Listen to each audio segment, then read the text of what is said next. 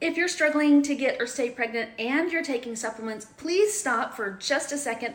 There's some information I really want you to know about how to be a great and informed consumer about supplements. Okay, so let's just pretend a case study. You have somebody who's 40 years old who really wants to improve their egg quality. What supplement should they take? So you head over to This Is Needed, which is a brand that is supposed to be doctor-backed, science-backed, and you're like, okay, they have an egg quality support product. Everything on this website looks really good. So when you look through the website, you're like, oh, this looks totally good. This is really solid. It's backed by a bunch of health practitioners. It's formulated by experts, whoever those are, and they even have an OB-GYN talking about how great this is. Then you get some social proof and you're like, wow, lots of 5-star reviews. Now, this product has a combination of 4 ingredients theoretically to improve egg quality. The problem is that the science behind them is pretty weak, and I'm going to go into it. And there are more effective things for egg quality than what they chose to put in this product.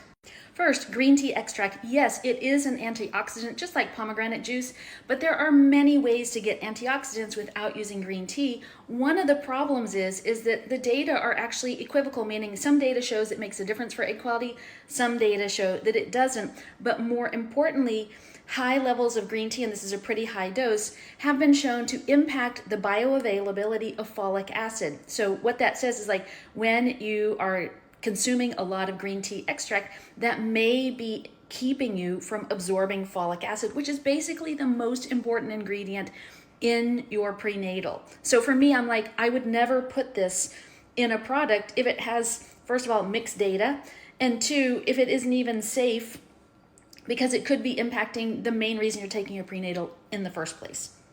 There are a lot of data about L-carnitine because it's a super antioxidant.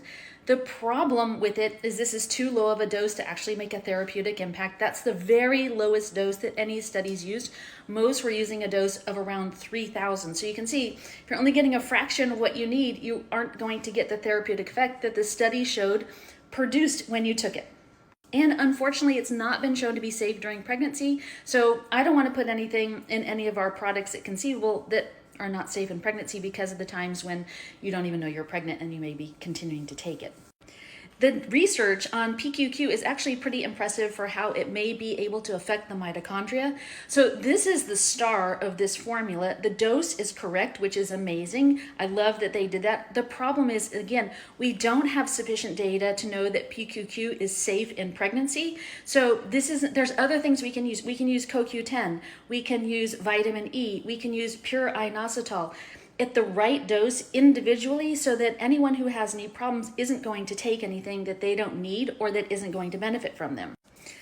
Alpha lipoic acid, we have a great one at conceivable also, is really beneficial for egg quality. It's an antioxidant and it helps to drive blood to the uterus and ovaries. However, this is too small of a dose to make a therapeutic impact. So this is the takeaway from this video, that what we want to remember is that each of these ingredients in the science may show that they have a positive impact on egg quality. Many are not considered safe during pregnancy, and in order to get the therapeutic outcome, you must use the therapeutic dose. So it's just like if you made a chocolate cake and it called for 2 cups of cocoa powder and you put a tablespoon in it, you're going to eat it and say, like, I don't know, I can't even taste the chocolate. I'm not getting the benefit of the chocolate.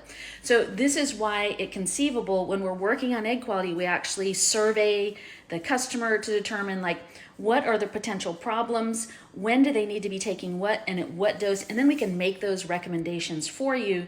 This is a cheaper way to do it by just cramming it all into one, but this formula is not going to make a significant impact on egg quality in the same way that if you combined the right individual ingredients at the right dose.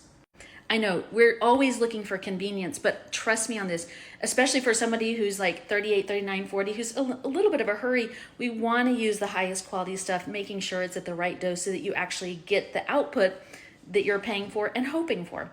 Let me know what your questions are over in the comments, and definitely follow along if you want to learn more about how to improve your ability to get and stay pregnant.